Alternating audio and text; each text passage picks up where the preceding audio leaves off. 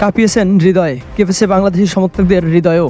মাত্র 125 রানের টার্গেটে খেলতে নেমে যে পরিমাণ নাটকীয়তা হয়েছে সেটা বোধহয় কেউ কল্পনাও করতে পারেনি। খুব সহজ টার্গেট ভাবলেও লঙ্কানদের হাত থেকে জয় ছিনিয়ে আনতে বেশ ভুগতে হয়েছে টাইগার ব্যাটারদের। লঙ্কানদের দেয়া ছোট লক্ষ্য তারায় পাওয়ার প্লেতেই 3 উইকেট হারায় বাংলাদেশ। তবে চতুর্থ উইকেটে বড় জুটি করে শঙ্কার বেগ কাটিয়ে দেন তাওহিদ হৃদয় ও লিটন দাস। দ্রুত সময়ে 2 ব্যাটার আউট হলে আবারও চাপে পড়ে টাইগাররা। তবে সেই চাপ কাটিয়ে দলকে জয়ের বন্দরে পৌঁছে দেন মাহমুদুল্লাহ রিয়াদ।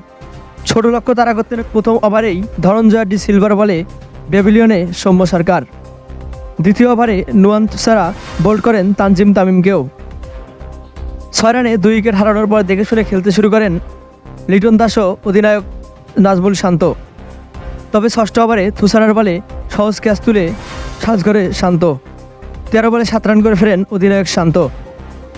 দ্রুত 3 উইকেট হারানোর পর লিটন ও হৃদয়ের ব্যাটে চাপ সামলে ওঠে বাংলাদেশ।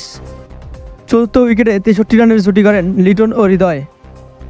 বাংলাদেশ ইনিংসের দ্বাদশ ওভারে ওয়ানিন্দু হাসারাঙ্গাকে পরপর 3 বলে 3 ছক্কা মেরে পরের বলে আউট হন হৃদয়।